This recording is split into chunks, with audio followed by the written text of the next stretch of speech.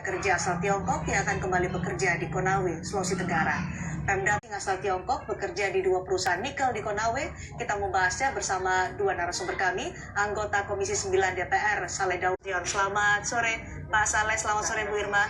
Terima kasih sudah bergabung bersama kami.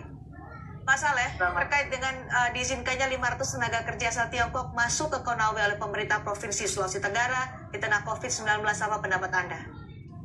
Pertama, sebetulnya kita sudah mengkritisi ini sejak awal ya, karena kita menilai bahwa belum saatnya Indonesia kembali menerima TKA. Dan itu pada rapat terakhir dengan Menteri Tenaga Kerja yang dilaksanakan dan itu sudah disepakati. Makanya saya heran kenapa tetap disepakati dulu bahwa memang COVID-19 juga berlalu. Pak Saleh, kalau Kementerian Koordinator Bidang Kemaritiman dan Investasi menyatakan bahwa tenaga kerja asing asal Tiongkok ini dibutuhkan untuk mempercepat pembangunan smelter dengan teknologi RKEF asal Tiongkok, maka mereka dibutuhkan. Senada juga dengan pemerintah Provinsi Sultra bahwa investasi di Sultra harus jalan meskipun di tengah pandemi. Kalau alasannya seperti itu? Tapi kan sebetulnya gini, ini kan selalu ada pada posisi dilematis ya. Di satu pihak kan pemerintah membutuhkan stabilisasi ekonomi. Ya. Tapi di pihak yang lain kita kan sebetulnya membutuhkan keselamatan dan kenyamanan warga negara kita. Nah, itu hal yang penting sekali memang untuk diperhatikan. Kemudian yang kedua, sebetulnya kan soal penerimaan TKA dari luar negeri ini juga jadi problematis juga karena di Indonesia sekarang ini tingkat pengangguran juga sudah sangat tinggi sekali, ada sekitar lebih dari 3 juta orang menurut saya. Yang perlu diperhatikan oleh pemerintah. Kalaupun katanya yang TKA ini punya spesifikasi khusus, menurut saya nggak sampai 500 begitu, sampai datang sampai 500 orang. Kan ahli, masa ahlinya itu banyak banget gitu. Ya kan dibutuhkannya. Apa kekhawatiran Anda ketika yang datang ratusan, 500 jumlahnya? Bagaimana? Kekhawatiran Anda apa ketika yang datang adalah ratusan jumlahnya sampai 500 negara kita. Tapi kalau kita sekarang investasinya dari mereka, kemudian sumber daya alamnya dieksplorasi dari kita, kemudian tenaga kerjanya dari mereka, nanti kalau sudah berhasil, hasilnya dikirim ke negara mereka, gitu. Lalu yang tersisa untuk kita apa? Kan itu persoalannya. Baik, dari sisi bisnis terkait dengan bagaimana pembangunan smelter untuk bisa mendukung proyek pembangunan strategis nasional di Konawe, saya akan bahas bersama Ibu Irma Suryani selaku Komisaris Independen Pelindo 1. Bu Irma, jadi kalau kekhawatiran Pak Saleh jika ada 500 tenaga kerja asing masuk ke Indonesia di tengah pandemi ada 2. Yang pertama bisa penularan yang dikhawatirkan, kemudian tidak memberikan ruang kepada warga negara Indonesia untuk mendapatkan pekerjaan. Khawatirnya ini akan menjadi eksploitasi terhadap sumber daya alam Indonesia oleh tenaga kerja asing. Antisipasi terkait masalah COVID-nya pasti sudah juga dilaksanakan dengan sangat baik. Saya kira seperti itu. Untuk kesehatan, saya kira tidak juga harus. Itu sisi kesehatan ya, Anda meyakini itu? Ya, itu bisa di atas menurut saya. Karena jumlah mereka kan juga tidak banyak. Baru masuk 140 dan katanya kalaupun jumlahnya menjadi 500, tapi kan kita harus juga melihat seluruh tenaga kerja yang ada di perusahaan itu berapa. Karena regulasinya juga menyatakan memperbolehkan tenaga kerja asing itu asal tidak melebihi 20 atau 10% kalau tidak salah. Nah, yang kedua, kita juga harus bisa memahami kondisi COVID-19 ini tentu pertumbuhan ekonomi, kemudian stabilitas ekonomi kita juga perlu dibangun. Nah, teman-teman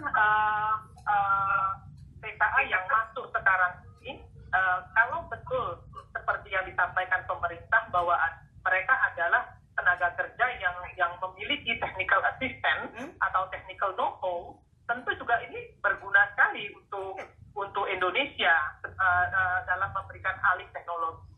Tadi Pak Saleh Daulay mengatakan, kalaupun mereka ahli kok banyak sekali. Ya. Nah, sekarang memang begini, banyak sekali karena ini teknologinya dari mereka, maka memang banyak hal-hal yang memang belum bisa dilakukan oleh orang Indonesia.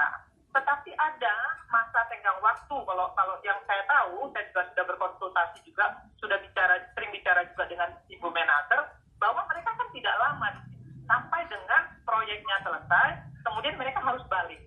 Itu yang kedua. Baik. Dan yang ketiga, kekhawatiran Pak Saleh tadi tentang nanti sumber daya alam kita akan dibawa ke Tiongkok, saya kira tidak. Gitu. Toh kita juga punya kontrak kerjasama yang jelas. ya. Jadi kita juga punya aturan-aturan regulasi yang sudah disepakati by kontrak.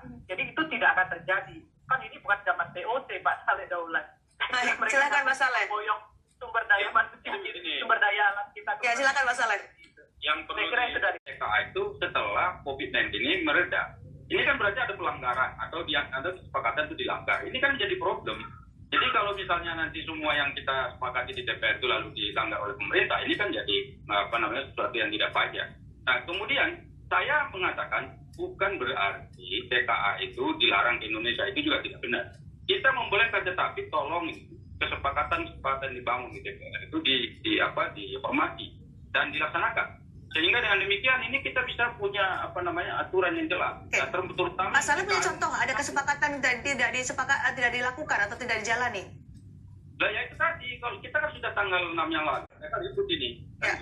Kemarin Gubernur Sultra menyatakan, Pak Saleh. Dan justru karena ribut itulah maka kita menjadikan ini salah satu agenda di dalam rapat kita dengan Menteri Tenaga Kerja waktu itu. Oke, Gubernur Sultra kemarin menyatakan bahwa kalau misalnya ada satu tenaga kerja asing datang ke Konawe akan bisa menularkan atau alih teknologi tadi disebutkan juga oleh Bu Irma kepada 7 tenaga kerja Indonesia. Artinya kalau 500 orang datang ke Konawe ada ribuan orang yang akan mendapatkan alih teknologi dan bisa kemudian diserap tenaga kerjanya oleh perusahaan nikel di sana. Ada PT OSS dan juga PT Virgin Dragon di sana. Anda setuju dengan pernyataan itu? Tapi apakah tetap menerima mereka? Ini yang menurut saya kemarin juga salah satu yang kita dorong kepada pemerintah untuk melakukan pengawasan. Karena kita kan punya pengawas ketenagakerjaan. Nah, ini kita belum mendapat reportnya, belum mendapat laporan resminya dari pemerintah terkait dengan rencana kedatangan tenaga kerja asing ini. Dan tadi kalau memang betul mereka ini adalah orang-orang yang skillnya bagus, tidak ada masalah masuk ke Indonesia, tapi tunggu dulu. Reda dulu COVID-19 ya. Iya, momennya kan ada. Okay. Nah, kalau sekarang tiba-tiba sudah masuk lagi kan nanti orang menyoalnya ada apa ini kan gitu. Bu Irma, ada 2 poin yang kemudian di teknologi transfer knowledge yang bisa menyerap tenaga kerja di Indonesia dari kedatangan tenaga kerja asing. Yang kemudian yang kedua adalah apakah investasi saat ini harus menunggu COVID-19 reda untuk bisa dilanjutkan proyek, kalau kita mengambil contoh adalah proyek pembangunan smelter di Konawe. Iya, saya kira kan begini. Ini kan seperti makan buah si malam. COVID ini turun, sampai kapan kita belum tahu kapan turunnya. Ketegasan pemerintah tidak dibarengi oleh sedikit rakyat kita juga, masyarakat kita juga. Saya lihat dengan mata kepala sendiri, gitu ya, bahwa masyarakat kita itu masih belum sadar dengan bahaya COVID. Sehingga mereka kita bisa lihat di seluruh Indonesia, gitu ya, bahwa tingkat kesadaran mereka terhadap COVID ini masih belum baik. Sehingga kalau kita menunggu COVID ini selesai, maka ekonomi bangsa dan ekonomi negara juga nggak akan tumbuh. Nah, yang paling penting menurut saya, tadi Pak Saleh Daulay mengatakan bahwa kesehatan itu penting, keselamatan rakyat penting. Justru itu, maka kemudian yang harus dilakukan adalah Pak Saleh Daulay sebagai anggota DPR RI mewakili rakyat punya fungsi kontrol, punya fungsi pengawasan selain pengawas ketenagakerjaan.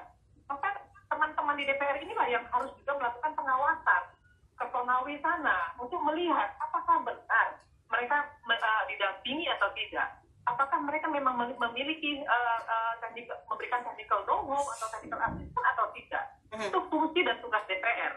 Tapi ada hanya fungsi pengawas tenaga kerja. Bu Irma, tapi juga ada penolakan dari warga Konawe, ada juga penolakan dari DPRD Sulawesi Tenggara terkait dengan 500 TKA Tiongkok ini. Pasti banyak juga. Terkait dengan investasi di tengah pandemi COVID-19.